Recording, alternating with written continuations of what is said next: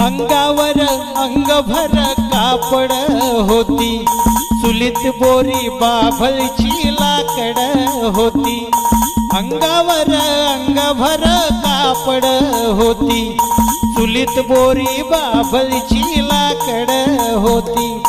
रेशमच्या गव्हाचा जवा मुखी घास होता, तवलीत मटण शिजायचं साऱ्या गल्लीत वास होता।